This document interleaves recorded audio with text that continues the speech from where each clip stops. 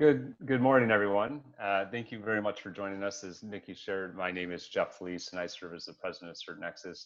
And I'm joined by my colleague, Megan Branch, who's our Chief Operating Officer and heads up all of our product initiatives, and Will Markov from the Managing Director of Burning Glass Technologies. And as you'll learn, Burning Glass is one of several companies behind the CyberSeek platform, which we're here to share with you today. The topics we'll cover, we can go to the next slide, will be the NICE Cybersecurity Workforce Framework. For those who are not familiar, we'll learn more about this framework that has been developed by NIST and in partnership with industry. We're going to learn from Will, who is CyberSeek and Burning Glass. Will then will take us through the CyberSeek tools. So there's two primary components, being the interactive map and career pathways. And then finally, we'll talk about how CertNexus products and exams map to the NICE Cybersecurity Workforce Framework.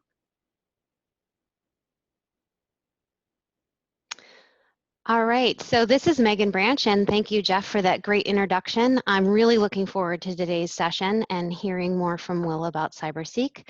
And I want to give a shout out to all my women in cybersecurity that have joined us here today. I know that you've got a busy time ahead of you, so thank you for carving out time to attend this session or listen on your own. And some of you may be very familiar with the NICE Cybersecurity Workforce Framework, or because it has been developed by an agency within the government. Of course, there's an acronym, NCWF.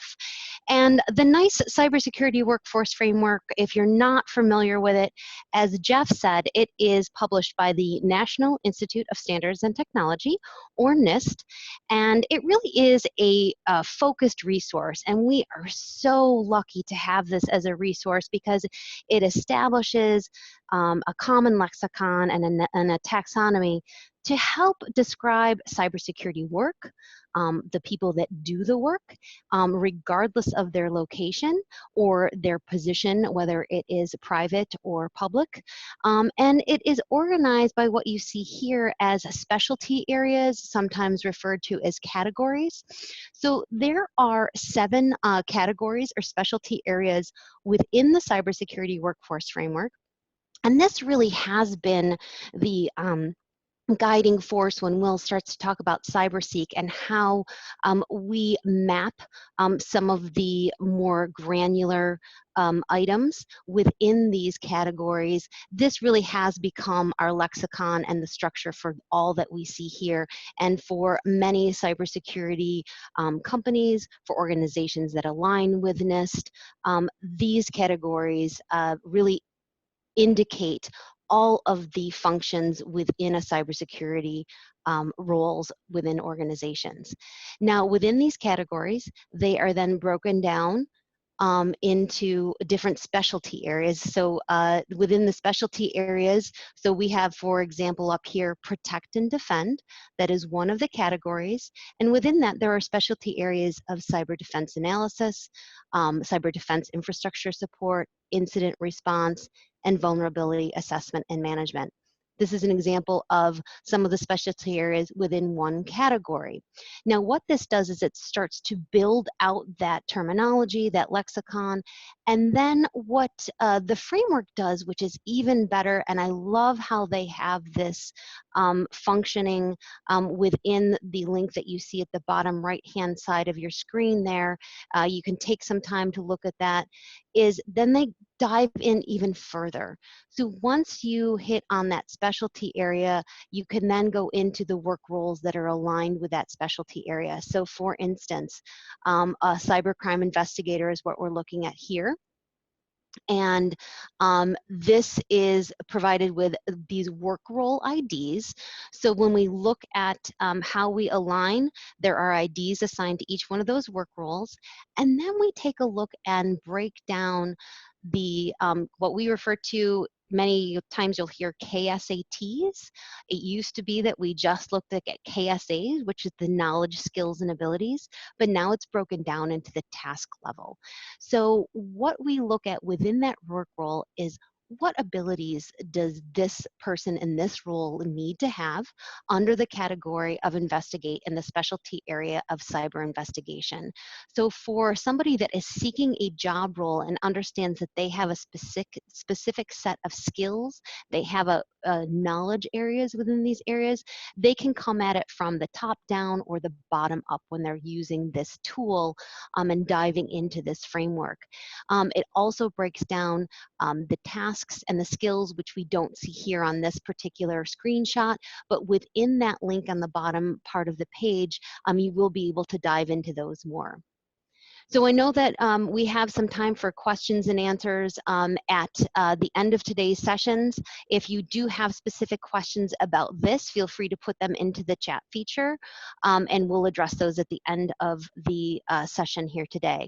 But at this point, I'm going to hand it over to Will to talk about CyberSeek and Burning Glass and relate that to the NICE cybersecurity framework that we just reviewed. Will? Great. Thank you, Megan, so much for that introduction, and thank you to everybody who was able to join today. I'm really excited to share with everybody some information about CyberSeek and Burning Glass and how both of these entities are related and what kind of work we're doing to try and help close the cybersecurity talent shortage by providing more actionable insights and data on the cybersecurity workforce. So I'll start by giving you some context about CyberSeek and Burning Glass. CyberSeek is an interactive online portal that provides detailed information and data on the cybersecurity workforce across the United States. And CyberSeek is powered by data provided by Burning Glass Technologies. Burning Glass is a labor market analytics and software company that uses proprietary data sets and big data to better understand the workforce and provide deep, penetrating insights about some of the key challenges facing both the cybersecurity workforce as well as the workforce more broadly. So if we jump to the next slide, can talk to the key issues that both CyberSeek and Burning Glass are trying to help solve. Traditionally, there was not a strong set of workforce data on the cybersecurity workforce because the only information on record came from the Bureau of Labor Statistics. And they only tracked one job called information security analysts. And that information didn't give a comprehensive picture of the cybersecurity workforce. And that lack of a comprehensive or granular understanding of the cybersecurity workforce prevented key stakeholders such as educators or employers or individuals themselves from understanding what some of the key challenges facing the cybersecurity workforce really were, and hampered efforts to try and build the next generation of cybersecurity workers because it created an information gap that was exacerbating the skills gap in cybersecurity. And so at Burning Glass, we started analyzing the cybersecurity workforce about 7 years ago with the goal of trying to provide more actionable data and insights on the cybersecurity workforce. And so if we jump to the next slide, I can speak to how we do that. And Burning Glass aims to provide more detailed information on the cybersecurity workforce by utilizing proprietary data sets that we've been building up over the past decade that allow us to analyze the workforce with more granularity and more real-time insights than what you can get from traditional labor market information. The first data set that we use, and the primary data set that we use for CyberSeek, is data that we're pulling from online job postings. We go to about 40,000 different online job boards every day. We pull down job postings from those job boards. We run them through an artificial intelligence engine that first deduplicates them. So if you see the same job posting on 10 different websites, you're only counting it once rather than 10 different times, and then extracts key information from each job posting by reading it the way you or I would and identifying what the job title is, what skills or certifications are being requested, what the salary is, who the employer is, where the job is located, and dozens of other variables that give us a detailed portrait of labor market demand. We're then able to pinpoint cybersecurity job openings in that data set by plucking out any roles that have cybersecurity related job titles, cybersecurity related skills, or cybersecurity related certifications. And by identifying this universe of cybersecurity jobs, we're able to better understand and define the cybersecurity workforce in a more comprehensive way than what traditional data sources enabled us to do. And if we go to the next slide, we've utilized this data set to analyze the cybersecurity workforce for about the past 7 years. And over the past 4 or 5 years, we've partnered with CompTIA, the IT Industry Association, as well as NICE, the National Initiative for Cybersecurity Education, to build CyberSeek.org. CyberSeek.org is an interactive online portal that provides detailed data from Burning Glass's data set on the cybersecurity workforce so that users can better understand what the true nature of demand is for cybersecurity jobs across the United States. It does this through 2 interactive visualizations. The first is an interactive heat map that shows the cybersecurity job supply and demand across the United States. And the second is a career pathway that allows users to understand some of the key roles across cybersecurity and opportunities to enter into and advance within the cybersecurity landscape. CyberSeek is completely funded by the federal government, and it's completely free for anybody to use. You don't even have to provide login credentials. It's just free up on the web, ready for you to dig into. And so now I'm going to jump over to CyberSeek to give you a demo of the tool and walk you through the kinds of information it provides and the kinds of insights that it can enable you to extract from the data so that you can better understand some of the challenges and opportunities related to the cybersecurity workforce.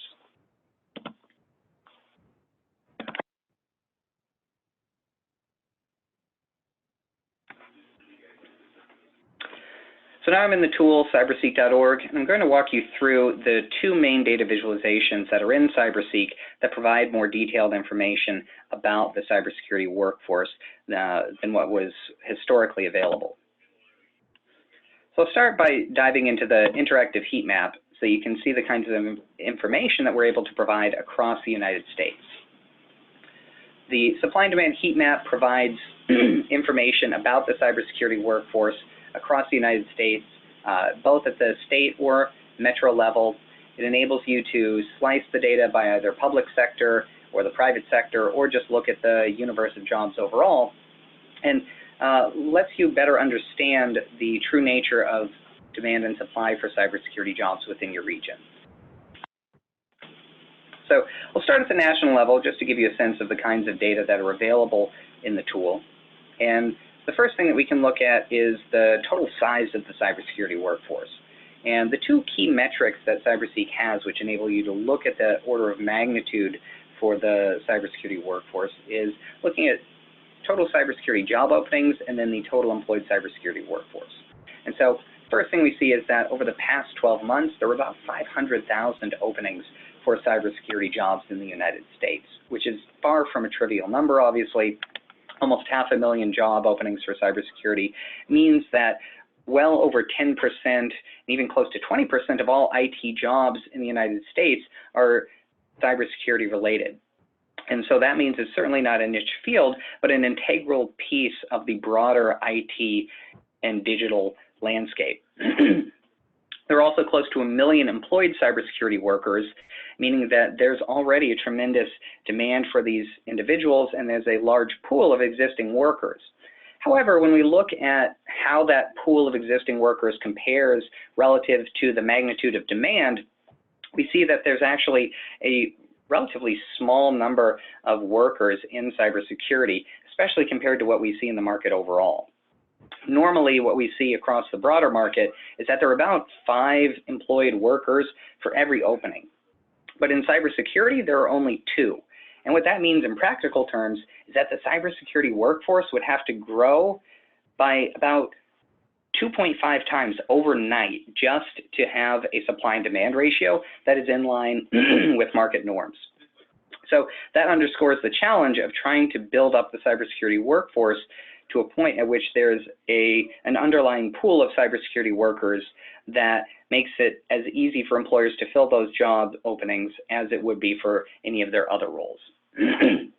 We're also able to see within CyberSeek within a particular region, how concentrated demand is for cybersecurity jobs. You can also see what the top cybersecurity job titles are within your region to help pinpoint the specific roles that employers are most likely to demand. And then we also are able to break out demand across the NICE Cybersecurity Workforce Framework that Megan showed us earlier. And that enables you to have deeper levels of insight into the nature of demand for cybersecurity workers across the United States by understanding what types of roles they're falling into, and enables you to leverage that common lexicon, that common language for describing cybersecurity work, and quantify how demand breaks out across that common lexicon. The last piece of information that we're able to share within CyberSeek in the heat map is supply and demand ratios for some of the most in-demand certifications in cybersecurity. Cybersecurity is a highly certificated field, and in many cases, whether or not you have a particular credential is the determining factor in whether or not you can qualify for a job, especially certain jobs that have a government contracting component. And what we often see is that for most of the in-demand certifications across cybersecurity, there are actually more job openings every year requesting someone with that certification than there are certified individuals with that credential in the entire country. So that means that it is mathematically impossible for all of those job openings to be filled by someone who has those credentials. And what that means practically for employers is that you need to think about whether or not those credentials are nice to have or need to have credentials. And if they're just nice to have credentials, then you may want to rethink whether or not you actually need to request them in your job opening, because removing them could make that job easier to fill.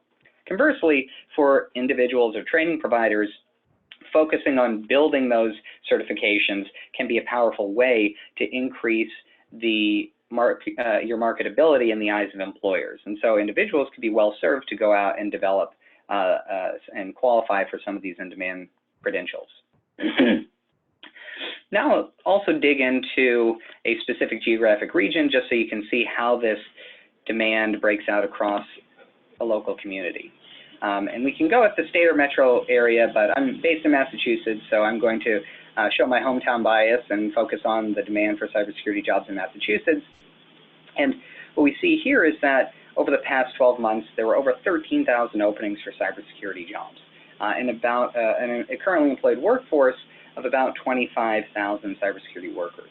And what that means is that we have a slightly below average supply and demand ratio, which suggests that it might be harder for employers to hire the cybersecurity workers they need in Massachusetts because there are slightly fewer existing workers that they can recruit from. We also see that we have a slightly higher geographic concentration for cybersecurity jobs. It's about 30% higher than the national average in terms of per capita demand. We also see that the top cybersecurity job titles in Massachusetts are things like cybersecurity engineer, cybersecurity analyst. There's also strong demand for things like penetration testers and IT auditors. We can see how demand breaks out across the NICE Cybersecurity Workforce Framework and see that there are more job openings in operate and maintain and securely provision than there are in some of the other categories within the Cybersecurity Workforce Framework in Massachusetts. And we can also see that across many of the certifications that are in demand, we still have fewer workers with those credentials than we do job openings calling for them. And so employers in Massachusetts are going to be facing some of the same hiring strains that we see nationally in trying to hire workers with some of these in-demand credentials. And it's possible that for some of these credentials, we could even have a harder time filling some of those roles if they are asking for those in-demand certifications.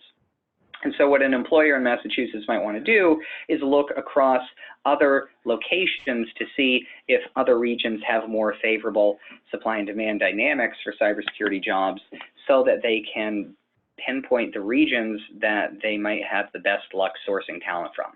Conversely, if you're a student or an educator in Massachusetts, focusing in on the types of jobs that are being demanded and the types of credentials that are being demanded in Massachusetts, and then training against those is a powerful way to make sure that your skill sets or the skill sets that you're teaching your students are aligned with what the market is asking for in cybersecurity jobs. Well, it's very important, obviously, to understand the types of jobs that are in demand and the overall magnitude of demand for the cybersecurity workforce in your region. It's also valuable to take a more micro view of the cybersecurity workforce and understand the specific types of roles and the specific types of opportunities to enter and advance within the field that are presented to you. And that's why we developed the career pathway within CyberSeek. So I'm going to move over to that now and give you an overview of what this cybersecurity career pathway enables you to do. For this tool, we wanted users to be able to understand what are the roles available to them in cybersecurity and how can they qualify for them. And what we did was identified a set of 10 core cybersecurity roles that are the most in-demand roles across cybersecurity and represent some of the best opportunities for workers to target if they're interested in a career in the field. We also broke out these jobs based upon their level of seniority. So we have entry-level cybersecurity jobs for someone who's just entering the field, mid-level cybersecurity jobs, and then more advanced level jobs that you can qualify for once you have more years of experience under your belt. We then also identified a set of what we called cybersecurity feeder roles. And these are jobs that are skill adjacent to the core cybersecurity roles, which means they have many of the similar skills that are necessary in these core cybersecurity jobs and can represent a starting point for someone's career that is not technically in the cybersecurity space, but might have one foot in the cybersecurity space and enable you to transition by leveraging those skill similarities into a core cybersecurity role. They also can represent a pool of talent that employers can source workers from if they're having a difficult time hiring core cybersecurity workers with experience in those core cybersecurity roles, because they can hire someone from a feeder job that have many of the skills necessary for a core cybersecurity job, and then they can focus on helping those workers develop those last mile skills so they can become strong contributors to the cybersecurity teams. For each of both the core cybersecurity roles and the feeder roles, you can see next step transition opportunities from one role into another so that an individual could see what opportunities they have to advance within cybersecurity. And then within each role, you can also drill down to see key information about that position and about that role that will help you understand, if you're an individual, what you need to do and what you need to add to your portfolio in order to qualify for those roles. And that includes being able to understand the magnitude of demand for each role. So you can see the total number of job openings over the past 12 months. You can also see the average salaries associated with each of these roles, the most common job titles, so you know what keywords to search for when you go to look for an opportunity. You can also see what kinds of education levels or certifications or skills are requested so that you can best prepare for the qualifications employers are demanding. Finally, we also wanted to tie these roles back to that common lexicon, that common language that the NICE framework provides for describing the cybersecurity workforce.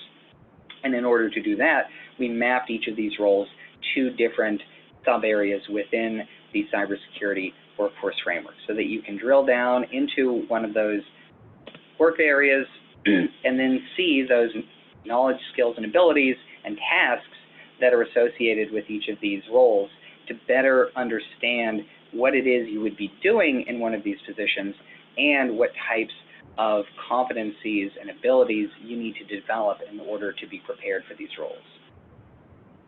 We've also provided similar information for the feeder roles, but one of the key differences here is that we've also highlighted the key cybersecurity skills that someone who's interested in making that transition from a feeder role into a core cybersecurity role would need to develop in order to be qualified for a cybersecurity position. And so these are the last mile skills that somebody in networking may want to develop, if they haven't already, in order to make that transition into a core cybersecurity role. And our goal with this information is to help more individuals realize how easy it is, in some cases, to make the transition from the work you're already doing into a cybersecurity job, which will often come with a significant pay bump. And it's also part of our broader effort through CyberSeek to provide more detailed information about the opportunities and challenges facing the cybersecurity workforce so that stakeholders can access this information and make better informed decisions when trying to determine the best courses of action to help them build the next generation of cybersecurity workers within their region. So I'll stop there and turn it back to Jeff and Megan, but I definitely welcome any questions later on in the webinar about CyberSeek, and encourage anybody who's interested in the tool to check it out and learn more about the cybersecurity workforce in the region.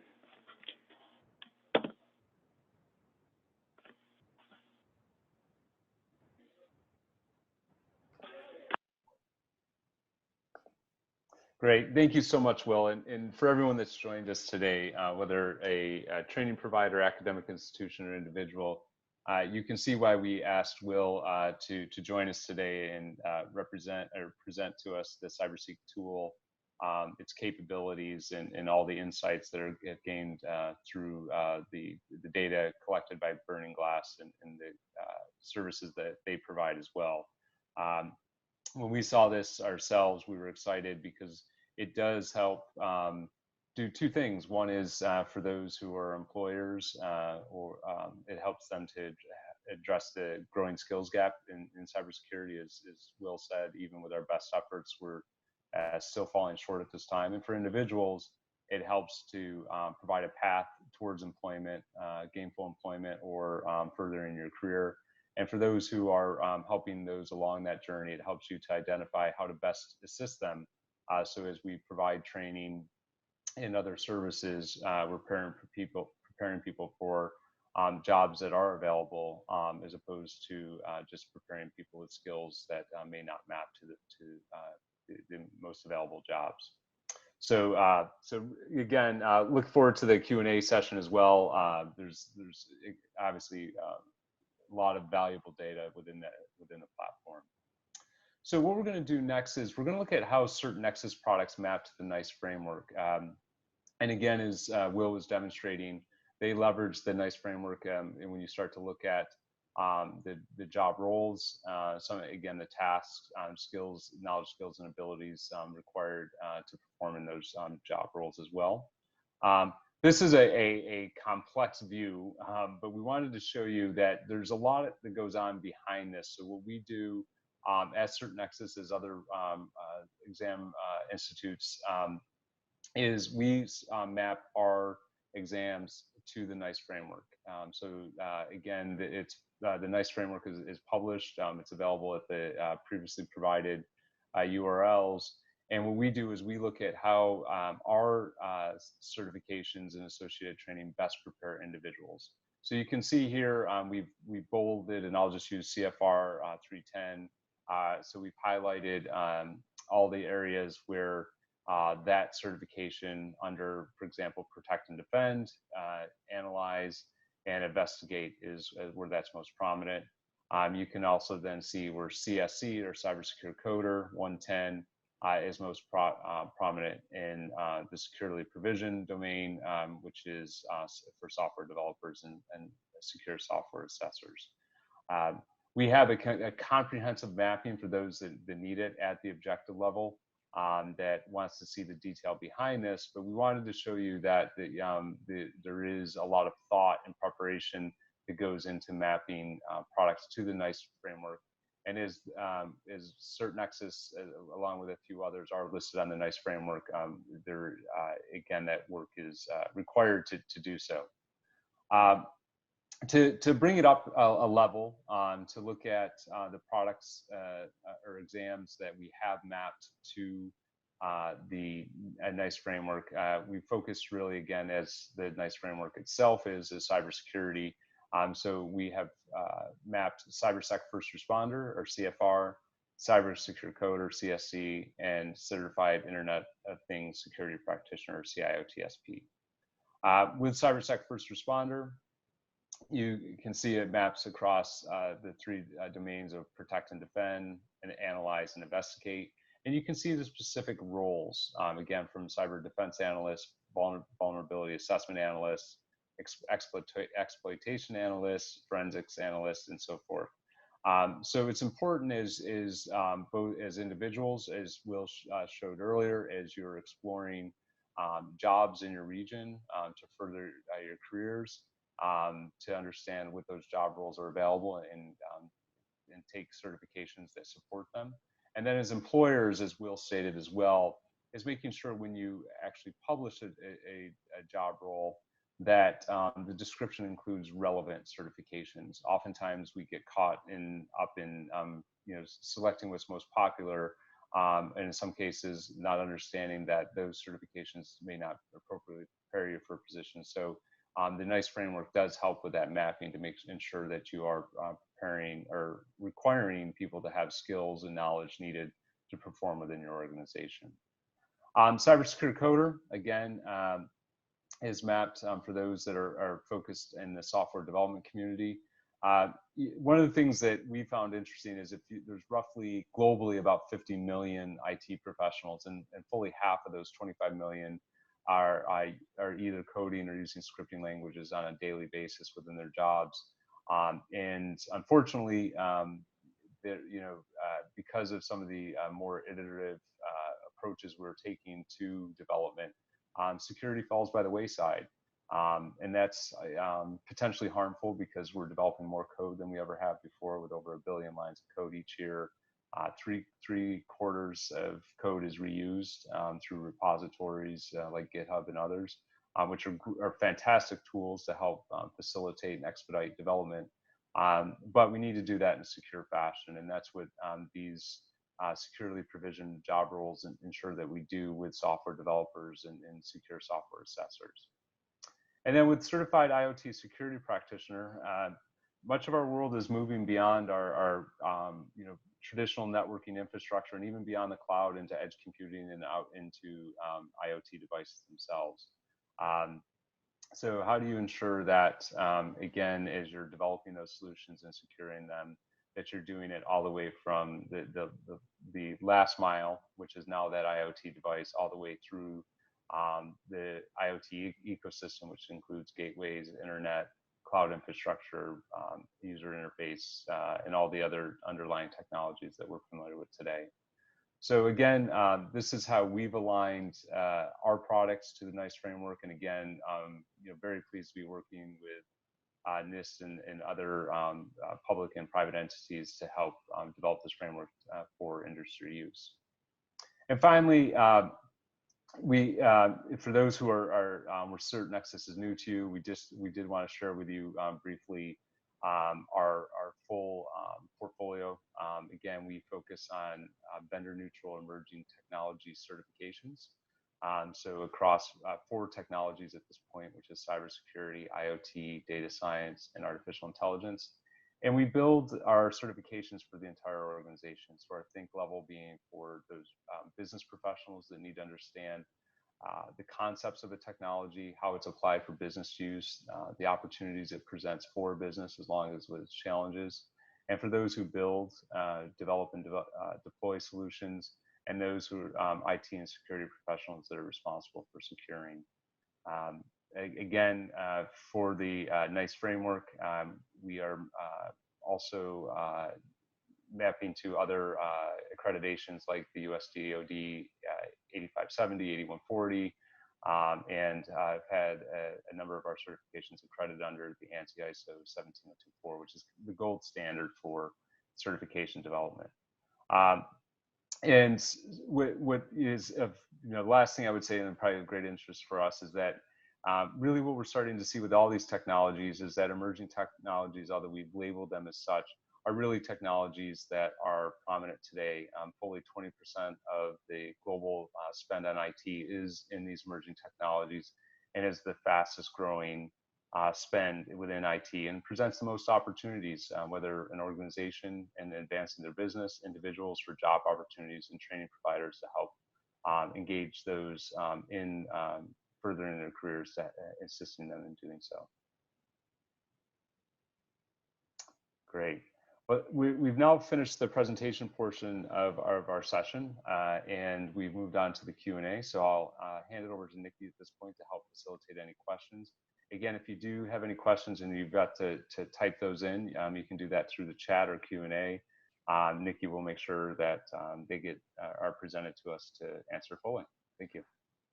Yeah, we've got some great questions coming along, and we have a list to go through. So the first one is that for certain access is right now for the DoD 8570 CFR is the only certification listed. They want to know what our plan is to get other certifications approved to put on the list. Yeah, Nikki, I'll take that one. This is Megan. So right now, one of the requirements for to be listed on the 8570 is to have your certification ANSI accredited. Currently, our only other certification that is ANSI accredited, although we follow the same development processes for all our exams, is our Certified Internet of Things Practitioner.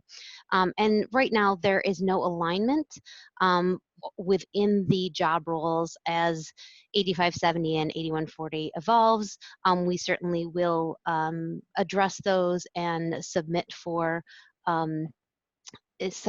that when there is need. But as of right now, within the IoT world, there is not a need to address that. And as we see a demand from the military and the government for that, we will certainly respond in accordance. Great, thank you so much, Megan. We also have one that's sort of more of a broad topic. Jason asks, a lot of times job postings want 1 to 2 years of relevant work experience for entry-level security positions for students that have just graduated. How would we possibly recommend that they get their foot in the door for these roles? Hi, this is Will. I'm happy to take that one. So I think that there are really two specific steps that students can take if they're interested in entering into cybersecurity positions that traditionally are asking for somebody with some previous work experience. And the first option that they can take is really focusing on being able to concretely demonstrate that they have the skills that employers are requesting for those roles. Certainly, employers are usually going to put in 1 to 2 years of work experience as a proxy for competence in the knowledge, skills, and abilities that they think somebody is going to need for a particular role. And so if a student can understand what are these specific skills, what are the specific competencies that they are going to need to qualify for those roles, and then have demonstrable evidence of those skill sets, whether it be through previous projects, whether it be through internships, or other prior work experience or training experience, then I think being able to articulate that both in their resume and in interviews to employers can be an important step in showcasing that they have the abilities necessary to perform a particular role. That said, certainly some employers may have stricter experience requirements than others, and one option for workers who want to get their foot in the door but are finding it difficult to start in a traditional core cybersecurity role is they could focus on some of those cybersecurity feeder roles that we showcased in the career pathway, because those are often going to be stepping stones into careers in cybersecurity for workers who couldn't find those entry-level positions, or perhaps didn't want to at the time, start a career in cybersecurity right out of the gate. And so being able to start in networking jobs or systems jobs or even software development jobs or any of those other feeder roles could be a good option for workers who are considering a career in cybersecurity, or at least IT more broadly, want to get some experience under their belt, and then learn some of the skill sets that they're going to need in order to make the transition from those feeder roles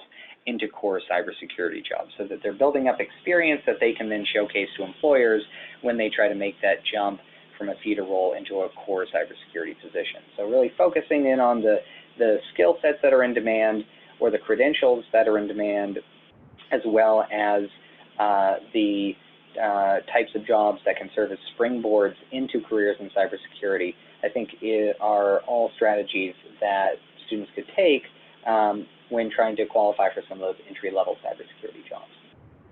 And Will, I do want to give a shout out to one of our counter work groups within the NICE organization, who run some cyber challenges.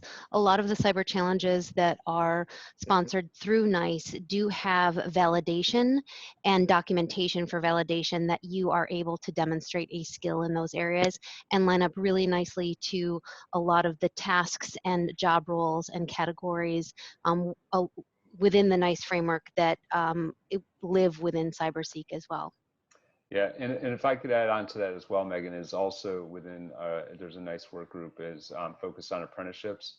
And for those who don't know, apprenticeship programs are helping to address the skills gap. And so they are growing rapidly, some just through private enterprise, others in partnership with public and private.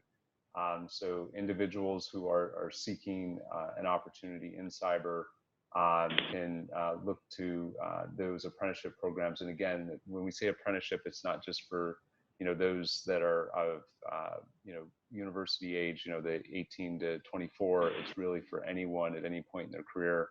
And for those who are representing organizations, this is a great opportunity to bring people with the correct aptitude and attitude and help them build skills, as well as they learn how to perform within your within the construct of your organization as well.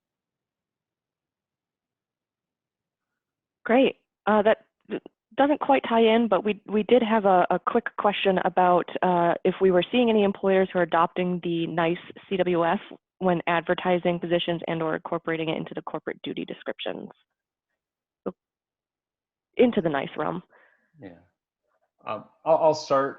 Again, the NICE work groups, there's another work group that's focused on corporate adoption.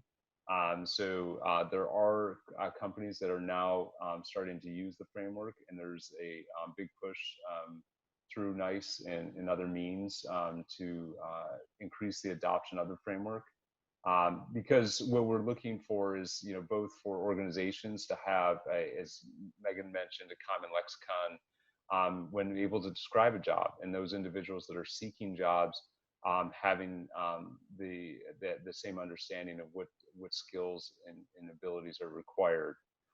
So there is initiatives out of NICE that is propagating this framework across industry, and there's some extreme, some of the largest organizations within the U.S., such as IBM, and others are working to adopt the framework and then help others to do the same.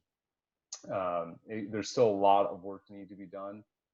So those who can influence your HR and L&D professionals, we would ask that you continue to push them, or make them, not even push them, but make them aware of the framework, because many are not as of yet, and doing so would be helpful to them as well. Great. Another question rolled in: is there any cybersecurity jobs or roles available for remote workers, and how would someone use CyberSeek to find them?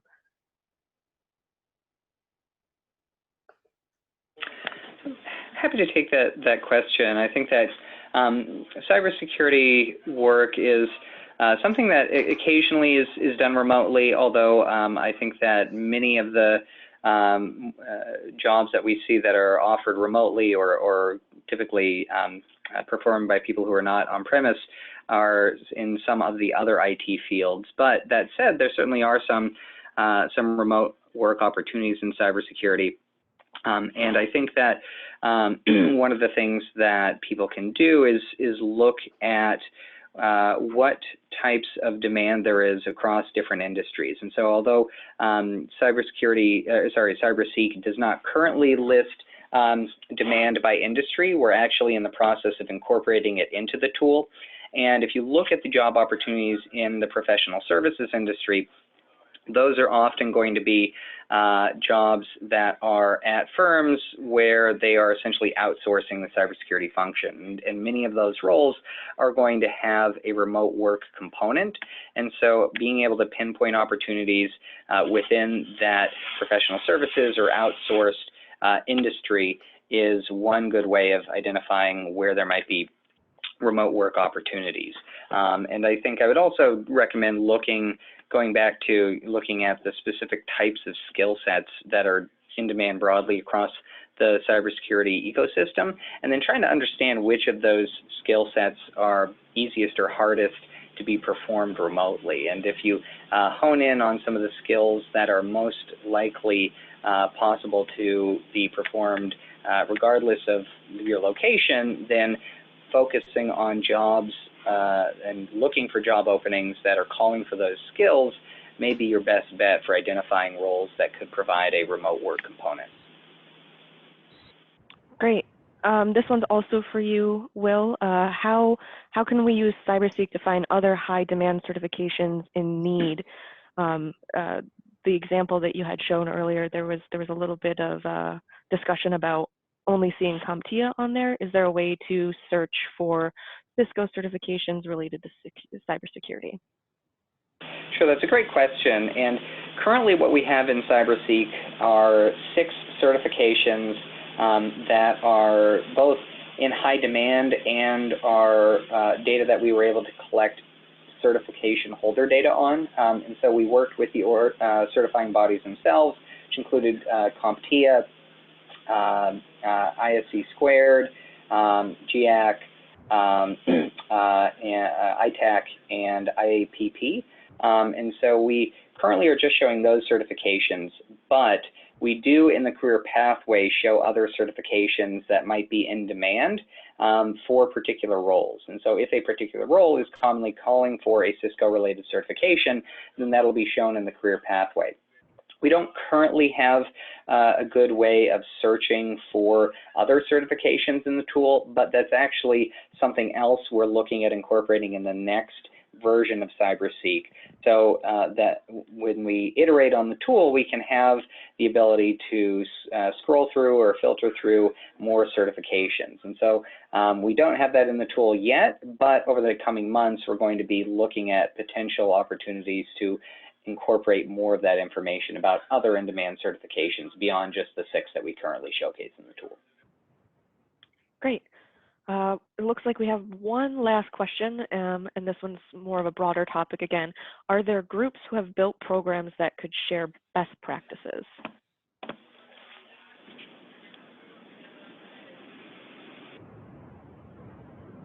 I don't know if we can elaborate on best practices for job descriptions, or I know that there are a lot of one-pager resources on the NICE website that do provide insight. I know that there is one coming out for HR professionals on how to improve job descriptions from that HR perspective.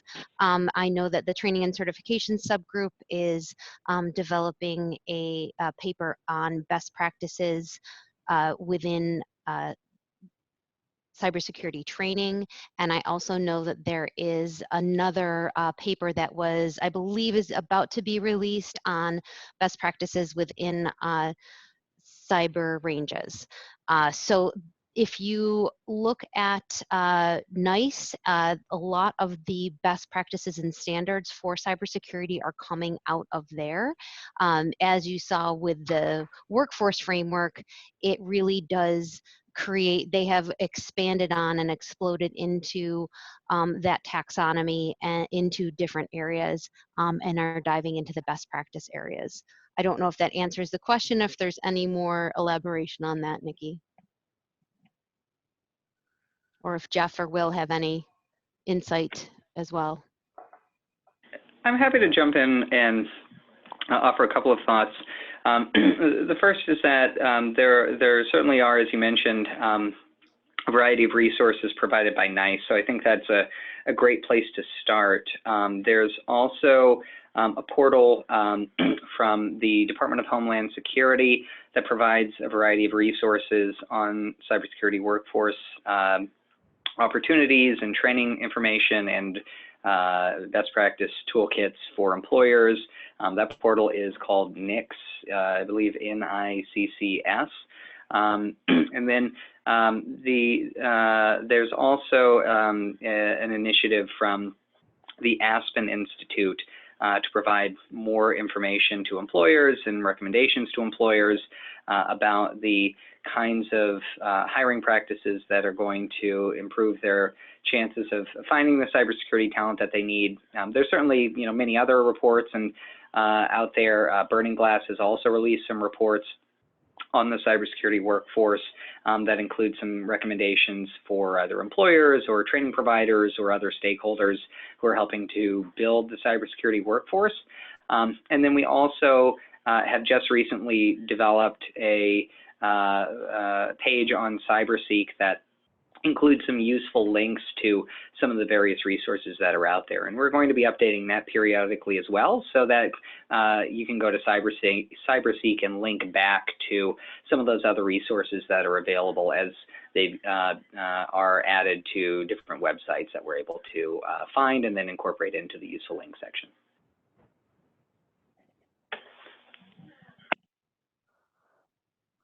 Well, it looks like that's all of the questions that we have coming through. Any other final thoughts or interjections before we are about to end the webinar? This is Jeff. Megan and I would like to thank Will for joining us today and sharing more about the CyberSeek platform and how it's powered by Burning Glass. Again, when we met Will, we saw the compelling information that they were providing to the industry and wanted to bring it to our partners as well. So hopefully this has been a beneficial hour for you. We very much appreciate you taking the time. If there are any additional questions at the end or after the session, there is an email here where you can submit questions. And we look forward to continuing these conversations as we help to address the unfortunate skills gap that we do have within cybersecurity and help prepare individuals for gainful employment and to address that gap. So thank you very much for your time today.